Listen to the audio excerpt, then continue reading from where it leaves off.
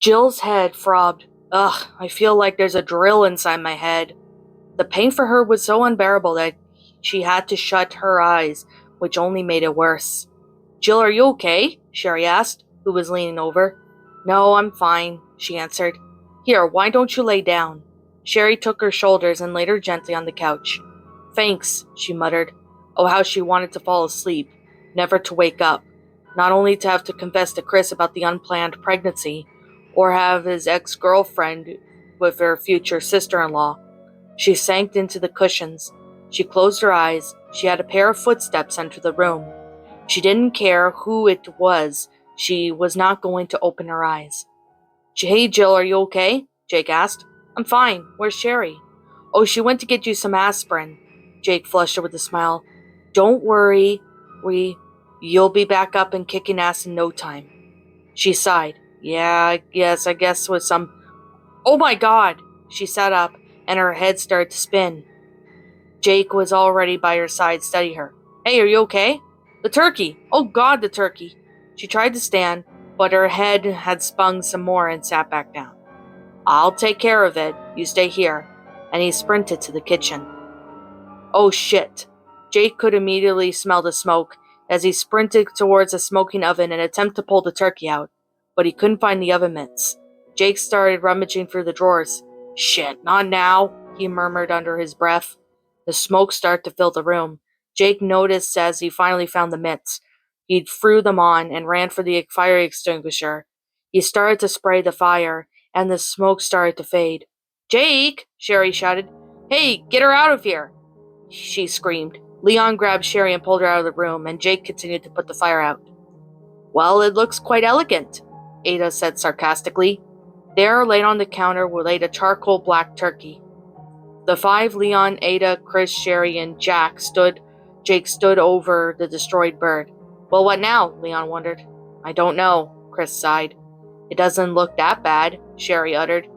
We could always eat around it. Bad, Jake laughed. You could play a game of hockey with that thing. And it's so dry, Ada said. Yeah, it's very dry, Jake repeated. Very dry, geez. Well then, what do you think we should do? Sherry asked. Chris went into the pantry and pulled out a loaf of bread, then pulled out a family-sized bag of potato chips. Well, let's get cooking. Jill stared at the woman who sat in front of her. Sheva was nervously tapping her heel. Both the women were extremely uncomfortable being in the room alone with each other. So, Sheva, Jill said, as she was sitting herself up, how did you and Claire meet? Well, Sheva paused. We met in Africa. There was another bio-attack outbreak, and she was stationed there to keep the peace. How we met was a little girl was playing with her ball. She went over to the girl and offered her a piece of candy. The girl smiled, and they started to chat. I was walking by and noticed a girl talking to a complete stranger, and I panicked and ran towards them. I pulled her away and scolded her for talking to a stranger, but then Claire started to reassure me that she was not a threat. I looked away for that girl and met her gaze. She gave me a smile. I fell for her instantly. Sheva played with the loose strand of her sweater. That's nice, Jill replied. Yeah, for a while. I was confused, but when you start to hang out, we started to hang out. We started to head for the next level. We talked about it, and then we started to date. We've been together for quite since. How long has that been? 3 years, she answered. That's nice. Oh, hey, Chris. Jill stood up. Chris walked in to see his ex-girlfriend talking to his fiancée. He shuddered as it was too weird for them, especially since his ex was dating his sister. He held up a plate of finger sandwiches, and Jill pulled out and gasped, The turkey, the poot turkey. But then her stomach growled. She sighed and headed for the dining room. Sheva was relieved. She couldn't stand being in the same room as Jill. She couldn't stand to see her such sad, vacant eyes, and she knew all those too well, because she used to have those same eyes. The group sat around the table. The sandwiches were passed around and the glasses were filled. Chris and Leon were having a conversation on over a recent football game that aired the other day. Ada was trying to give Sherry some beauty tips, but she wasn't listening. She was asking Jill if her plans for the wedding. Jake was chatting with Sheva, trying to get to know her better. Claire just sat there quietly, thinking to herself, Chris is not okay. I know he's still upset. Her thoughts were interrupted by a small tug. She looked down and noticed Sheva's hand on top of hers. "You okay?" she whispered. "Are you?" was her answer. Under the table, her fingers laced. She gave Claire a small, weak smile. "Yeah, I'm fine," she squeezed. Those brown eyes softened. She loved those eyes. They were one of her favorite things about Sheva. "Hey, Claire." She turned towards Sherry. Sherry's hands rested upon her swollen stomach. Claire couldn't help but smile. She loved Sherry more than anything. She rescued her back in Raccoon City, but by that time she got to know the girl and how tragic it was that her parents ignored her and remained focused on their work. She could empathize because her and Chris's father was in the military. Their childhood consists of moving from base to base, and their mom had to work to support the both of them. It's not that their mother didn't love her, or it was just that she was so tired after a long day of work that she couldn't pay much attention to them. Meanwhile, their father would be years at the time fighting. When he finally did come home, he would drink all their savings away to rid himself of his inner demons. With their parents' abandonment, Claire became shy and quiet while Chris became hardened and distant. She remembered seeing the small, frightened girl alone in the dark room, slowly dying. Her parents didn't care. Hell, they were the ones who that had caused her that pain in that first place. After she, Leon, and Sherry escaped the city, the government wanted to keep Sherry and learn about her special abilities. Claire refused their offer. Instead, she took her in and raised her as her own. It took several years to finally legalize the adoption, but it finally happened. Claire threw Sherry a big party. "Why are you doing this?" she asked. "Because I can. I love you, Sherry." And she grabbed Sherry and hugged her. She felt herself tear up when she felt the girl hug back. Now, looking at her adopted daughter all grown up with a baby on the way, I made Claire want to sing on top of the rooftops. She couldn't wait for her grandson to be born. Raising Sherry was one of the best things to ever happen to Claire. She never thought it would get better till Sheva entered her life. It made her even more happy. She loved her family. Her big crazy were all laced together by tragedy. They watched the world turn to hell, and they watched their close comrades die. They witnessed men consumed by the powers of the virus, but all through it all banded together to fight the common enemy, and because of them all through so much they were closer than ever. Claire smiled as chatter and laughter filled the room around her. "I wish this moment would last forever." "The baby's kicking! The baby's kicking!" Sherry exclaimed excitedly. Claire ran over to her side and put a hand over her stomach. Claire felt the tiniest thud. Claire's heart leaped. Her face started to ache from the smiling. "Geez, Claire, don't start crying on us," Jake said. "Claire," Chris said softly. "I'm fine, I'm just so happy," she sobbed. Ada laughed. The two men stared at her. "What's so funny, Wong?" Jake demanded. "Crying tears of joy is a good thing. Maybe you should try it sometime." "Jake, stop," Sherry begged. "Please just try to get along with her. It's Christmas." Ada gave her the usual smirk and crossed her arms. "Sorry, Wesker Jr., but crying is not the part of the Ada Wong department." Jake rolled his eyes. "Whatever," and went back to eating. She was happy, though. It had been a long time since I've seen tears of joy. Besides, for God's sake, I watched a woman's little sister die, Ada thought. Jill's eyes softened as she laced her fingers around a wine glass. It's been so long since any of us were this happy. Everyone nodded in agreement. "Well then," Sheva stood up. "Shall we get this party started?" Everyone hollered and clapped, all except Jill. "It's a duck!" Sherry shouted. "No, wait, it's an alligator!" Leon continued to stomp his feet and bend his arms. "A lizard?" Sheva answered. "A sailor," Claire declared. "A dinosaur," Sherry exclaimed. "Wait a second." She paused. "A T-Rex!" "Yes," Leon sighed. Everyone else groaned. "Man, she's so good at this," Chris whispered. "Man, tell me about it. She's been kicking her ass at this game," Jake stated. "How about a new game?" Claire clapped. "How about I Spy?" Ada suggested. It was now Leon's turn to groan. It was bad enough that he was married to an ex-spy, but it made it worse her obsession was the game I Spy. "Now, I was thinking of something else," Claire suggested. "Something more physical. Why don't we have a makeout contest? Even though we already know who the winners are going to be."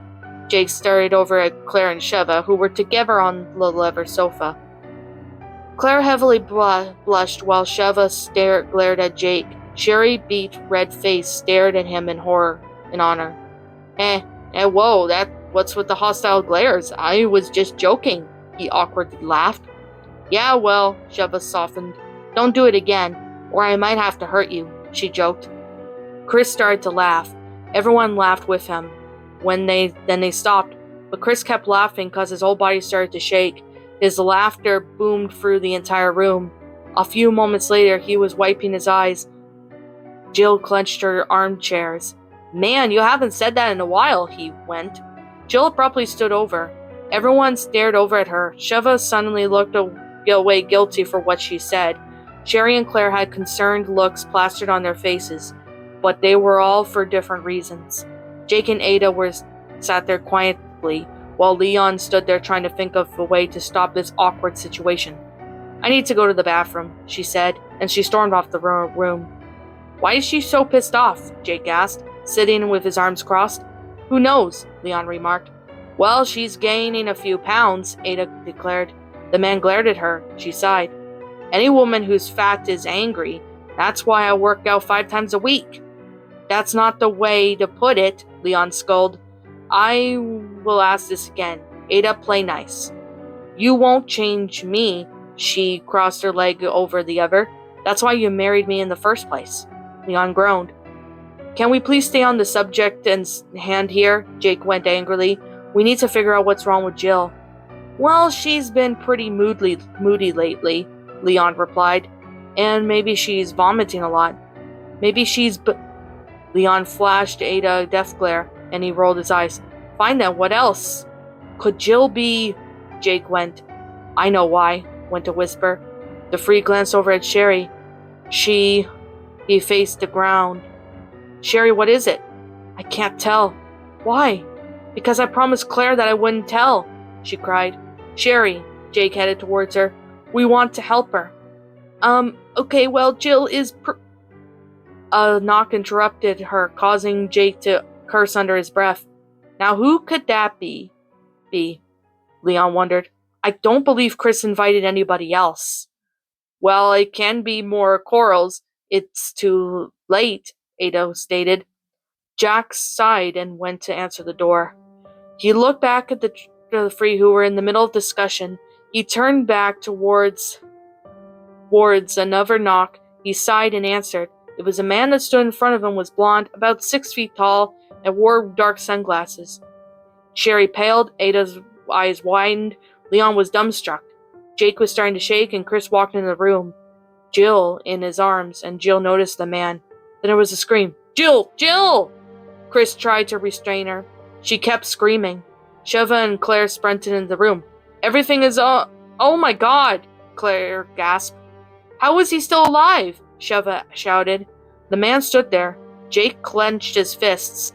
Sherry looked like he was about to collapse. Leon was still in shock, and Ada watched as Jill continued to scream, and Chris, who was attempting to calm her down. Finally, Jake spoke. Hello, Wesker. Albert Wesker has finally arrived. I'm not allowed inside, Wesker demanded.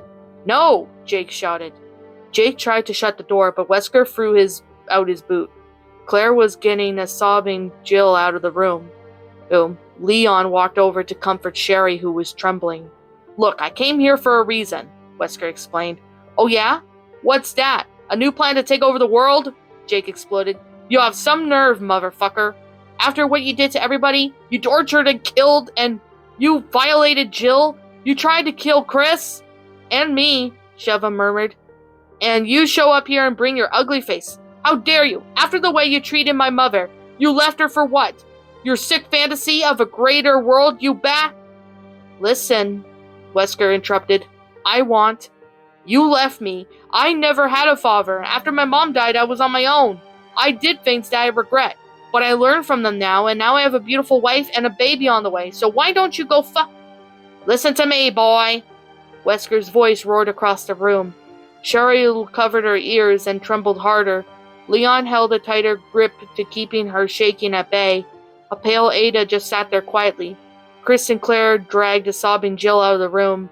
Sheva leaned against the wall and closed her eyes while Jake clenched his fist, causing his knuckles to become white.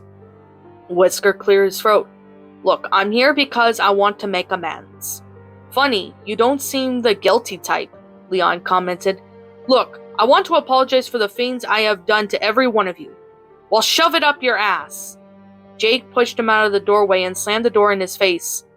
Jake sat alone on the frigid porch. He took a deep breath to calm down. Bastard, he thought. He comes here demanding us to forgive him after all the shit he pulled on us. Well, fuck him. He hurt me and the rest of us, so... Jake! Jake looked to see Sherry, who stood in the doorway. He sighed and looked back down at his boots. Sherry sat down and cupped his face.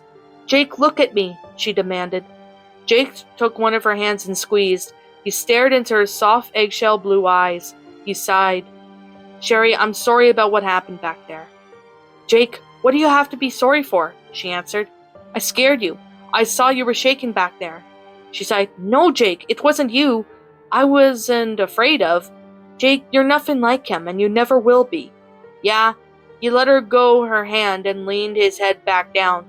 Why do I feel like crap then? Because he reopened a closed wound.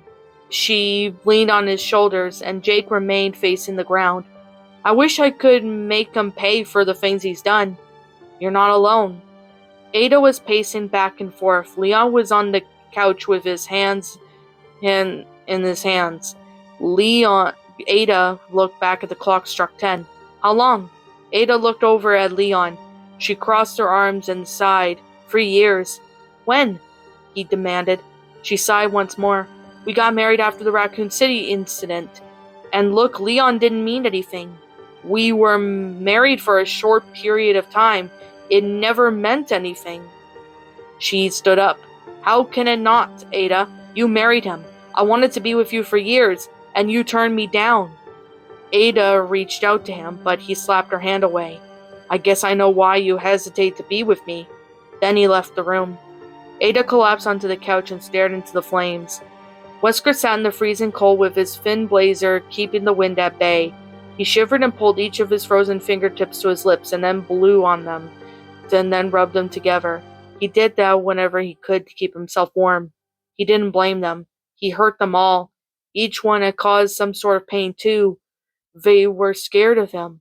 He wished he could turn back in time, not betray the STARS team, leaving Jade behind to die in the underground laboratory to fend for herself, hurting Jill in a way that no person should be harmed.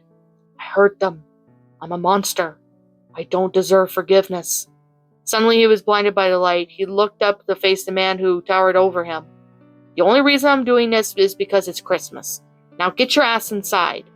Wesker got up and brushed the snow off his knees.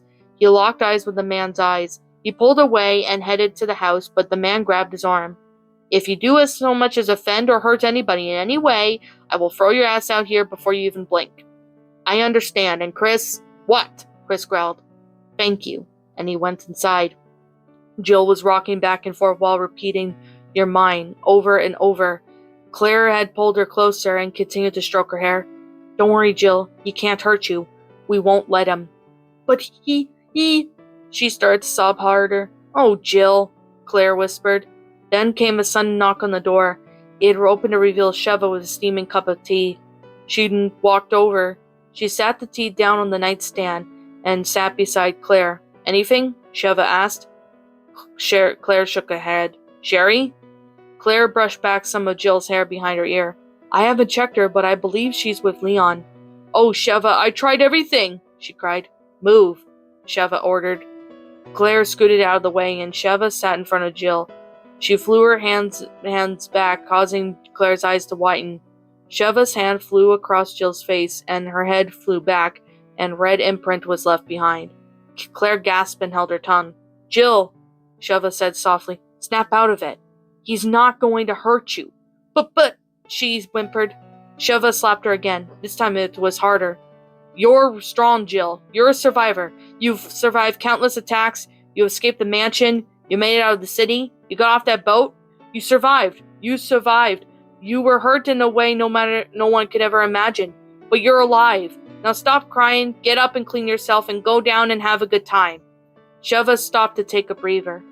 Jill silently sat there. Claire hurried over. Jill, are you okay? She looked at looked at her but got no response. Jill glared at Sheva. You have no right to say a thing to me, Sheva. You have no idea what sort of hell he put me through. And besides, he's not the one I'm mad at. It's you. Sheva's eyes widened. What? Why? You're here to try and win Chris back. Admit it. You still have feelings for him.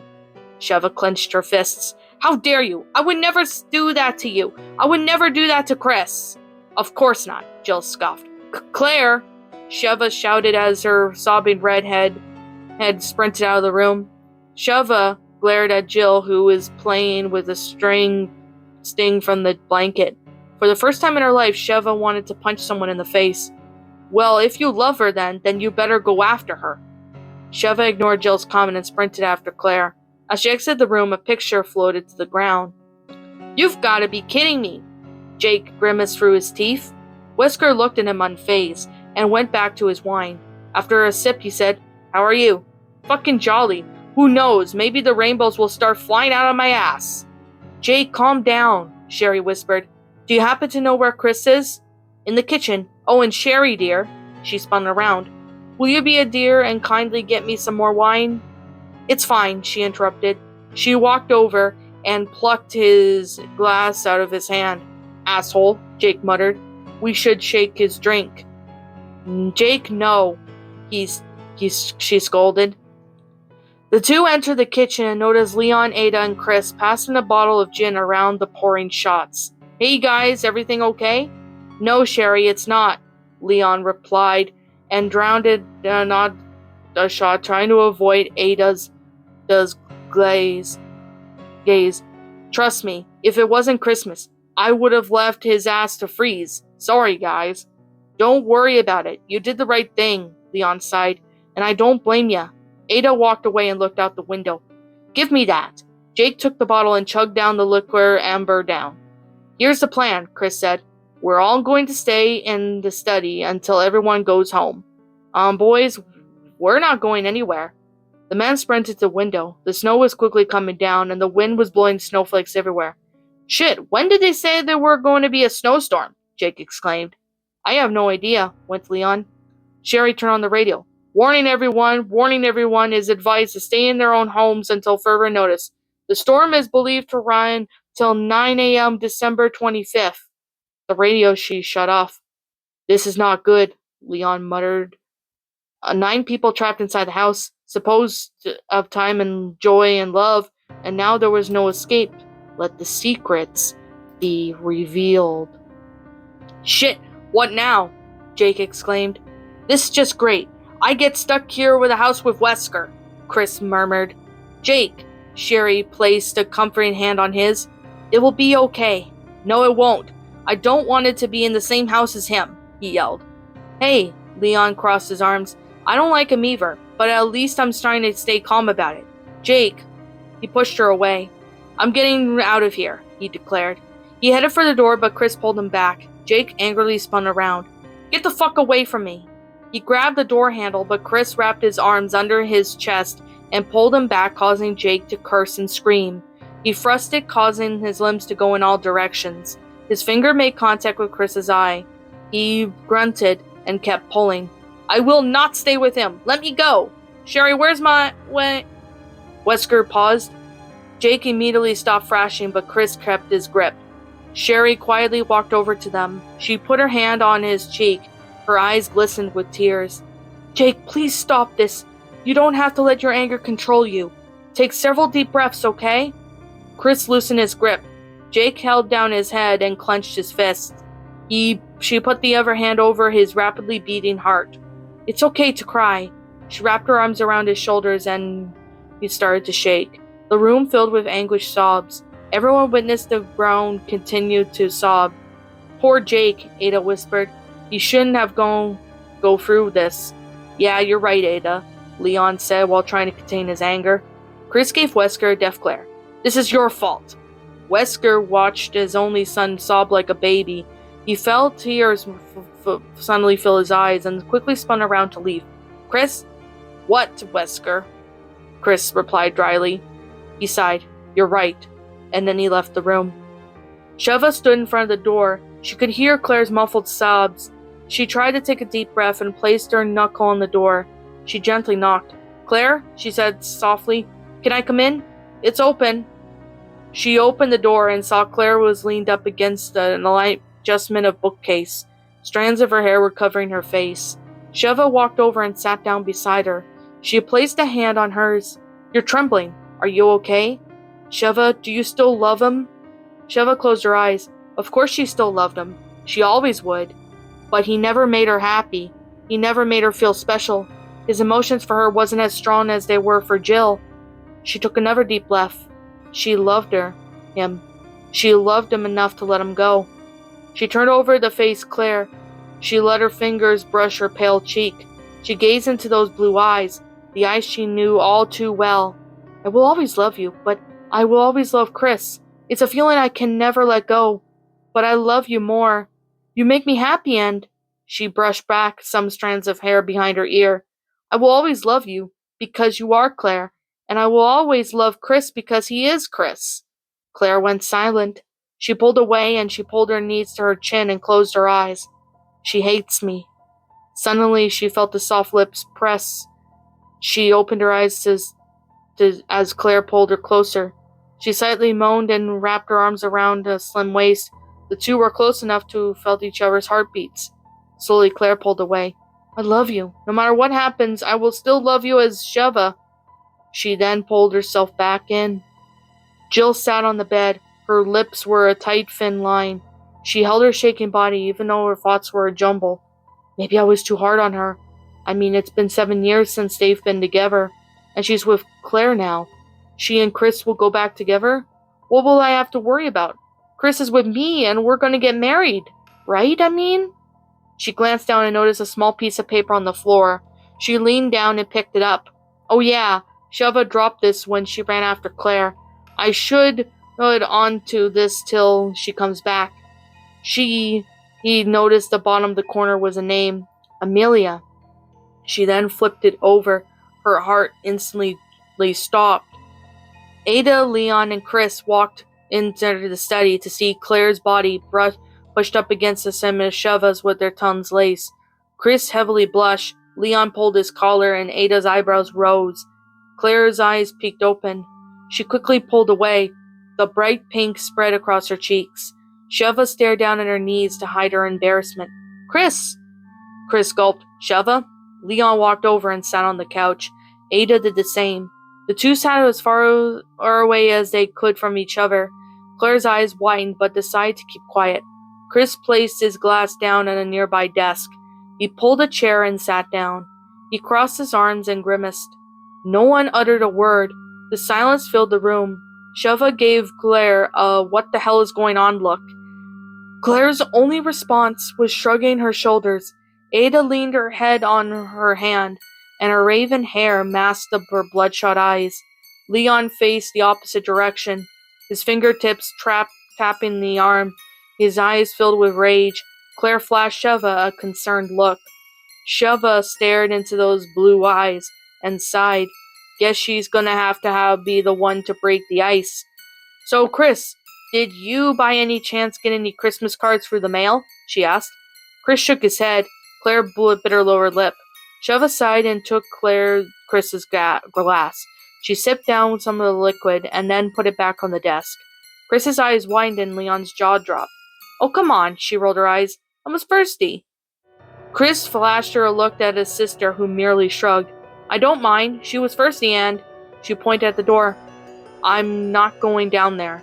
They all nodded in agreement. Suddenly there was a loud crash. Claire jumped and Ada removed her hand and sat up. Leon and Chris stood up and sprinted out of the room to the source of the crash. They raced into the room. "Sweet mother of God!" Leon uttered. Jill stood over, Wesker heaving, while Jake held Sherry, who had her ears covered. Wesker was surrounded by shattered glass, and his glasses were laid by the corner. His crimson eyes glowed with rage, and blood dripped down his temple. "Jill!" Chris sprinted towards her. "What's the She slapped him. "Leon!" gasped. Jake was stunned with shock. Sherry burrowed herself deeper in his chest. Jill's emerald eyes narrowed. "You son of a bitch!" Chris looked at her. He knew he had to take this with extreme precaution. "Jill!" He put his hands up. "What's the matter?" Come on, tell me. Who the hell is this? She roared. She flew in the photo in his face. Chris took the photo and his hands began to tremble.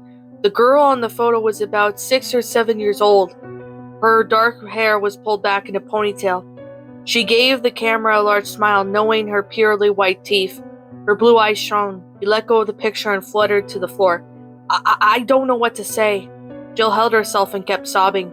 Sheva, Claire, and Ada raced to the room. Claire gasped at the scene. Ada strolled over to help Wesker up. Come on, let's get you cleaned up, she said. They walked past the two women and headed up the stairs. Claire stared at Sheva, and Sheva took another deep breath and closed her eyes. Sheva, she opened them. Her brown eyes fluttered with tears. Claire, Chris, Jill, I'm sorry, she sobbed. Leon took Jake and Sherry escorted them out of the room. Claire stood there. Jill hung her head down. Tears spilled down Sheva's cheek. Amelia is her name. It is Amelia. She is your daughter. The pain grew stronger. 9 people trapped in the house on Christmas. But of course, Ada sat down Wesker on the toilet. She headed over to the medicine cabinet. Her fingers brushed past several pill bottles. When she found the alcohol bottle, she pulled it out and set it on the counter. She kneeled down and opened the door and started to search for cotton balls. Wesker watched her with quiet instantly.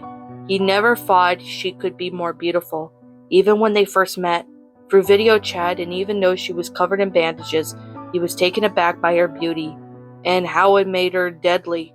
How her curves were always hidden in red. How she was always ready to give out any snide moment. When she finally met her person, she knew she was going to be his bride. After conceiving, she reluctantly agreed.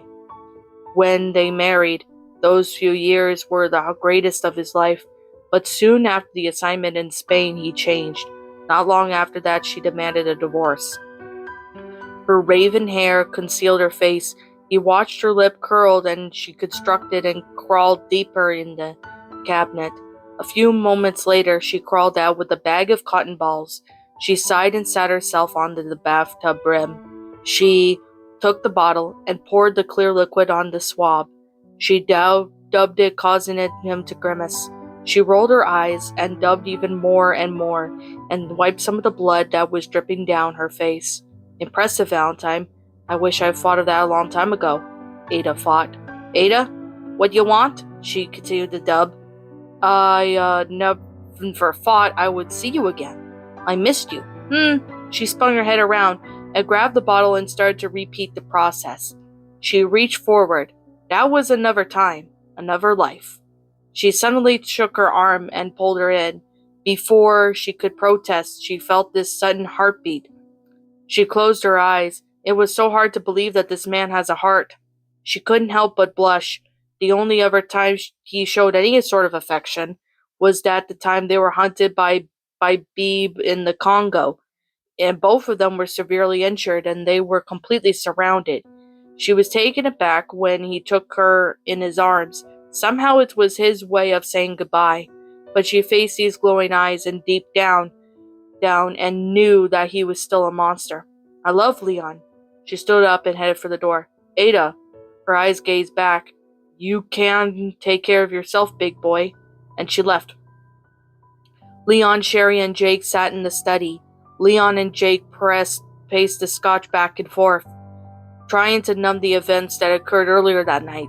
Sherry stroked her bulging belly as her baby kicked. Sadness filled her eyes. Her eyes whined when she felt a soft touch. She glanced up at Jake. Everything's gonna be okay, Supergirl. She squeezed his hand. I'm worried about Claire. How do you think she's taking it? Not well. Yeah, you're right. She squeezed harder. Leon watched the couple and then stared down at his hands. He wished he and Ada were like that, so close. He wished that she wasn't so distant. He was married to her, and he didn't know if Ada was her real name. He mentally sighed. Their whole relationship was based off secrets from when they first met to their own feelings. He clenched his fists. Wesker, did he know more about Ada than he did? His thoughts were interrupted by a sudden knock. He quickly glanced up to see her leaning from the door frame. Her lips curled into a smirk. Her cat-like eyes were playful. I need to talk to Leon, alone, she purred. Jake rolled his eyes and Sherry giggled. He stood up and pulled her with him. Don't do anything. I wouldn't do wrong. Now it was her turn to roll her eyes. Yes, this was the first thing of the plan I do is ripping my clothes off and riding them like a horse, she said sarcastically. Jake flipped her off. She stuck out her tongue. Sherry put a hand on her forehead and groaned. She grabbed him and dragged him out the door. Once they left, Ada's face turned serious. She sat down beside him. She didn't realize, but she was trembling. He sighed. Ada, She put a hand to her Leon, don't. What I did was unforgivable. I should have told you I was once married. It's just I have trouble trusting people. My whole base was based off lying, and that one time I wasn't honest with someone and gave me a heart to hurt. She forced back tears.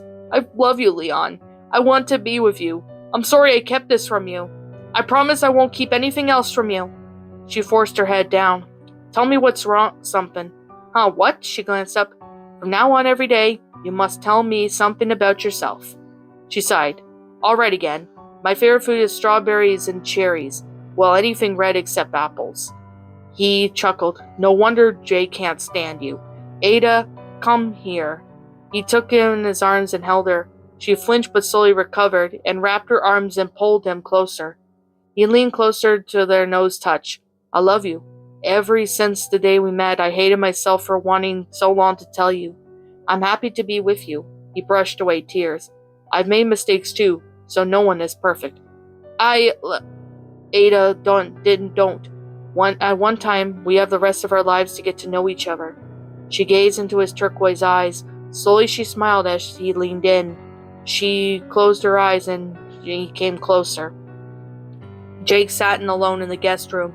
His back was leaned back against the bed frame. He sighed and closed his eyes as he could hear the faint shouting downstairs. He sighed again and mentally thanked God that Sherry was not down there. He jumped when he heard a knock. Come in!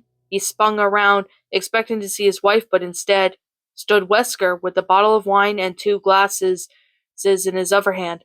Get out! Jake demanded. Why not? His calm demeanor caused Jake's blood to boil. Because you ruined Christmas. Everything was fine until you got here. Well, I believe that was rather unfair, because it seems to me that I haven't caused one problem. To be honest, I've been a very respectful guest.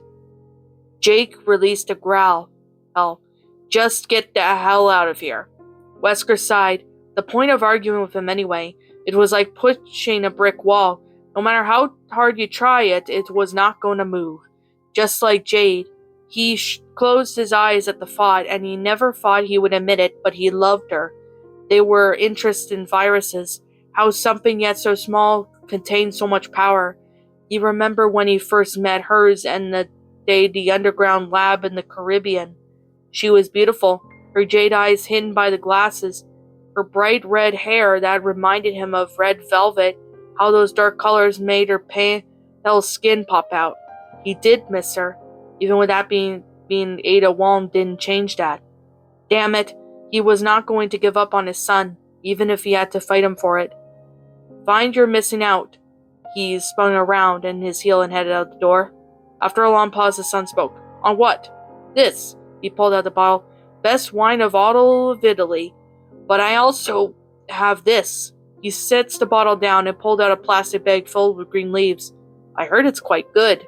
Jake's eyes widened. You smoke pot? Yes, for medical reasons. It helps me mellow out. Jake flinched when he heard another sudden shout. He sighed. What the hell, I could use this. You bitch! You fucking bitch! How could you? Claire grabbed Sheva by the collar and he braced her race red from rage, tears running down her face and her hands shaking. Chris sat on the chair with his face in his hands, his back shaking with sobs. Jill held herself as tears spilled out of her eyes. Claire, Sheva shook her shoulders and pushed back. I can't begin to explain. Well, you better start, she barked. Sheva sighed. Chris, it was a long time ago.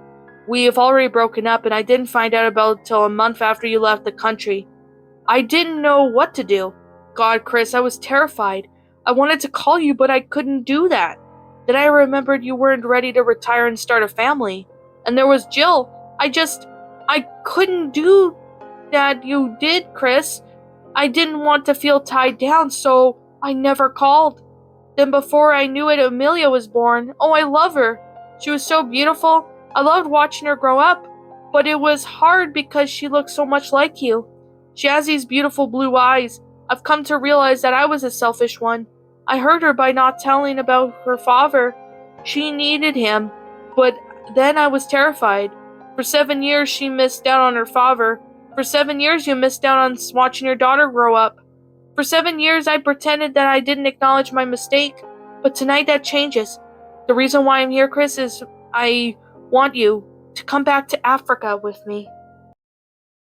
What's up, my pretties? It's the Lion Queen here. I want to appreciate you all for tuning into this video, and I do appreciate you guys supporting my video by giving this video likes and stuff. If you really enjoyed this video, be sure to leave a like, comment and subscribe if you're new, ring the bell for notifications to when I upload so that way you guys will get updated for whenever I upload. If you want to follow me on Twitter or DeviantArt, feel free to leave a follow on those if you are interested in following me on those socials. If you want to support my backup channel, known as Miss Dark Shigo, feel free to subscribe to it, as a link to that will also be in the About page section. And with that being said, and that being the case, thank you so much for watching, my pretties, and as always, please stay pretty.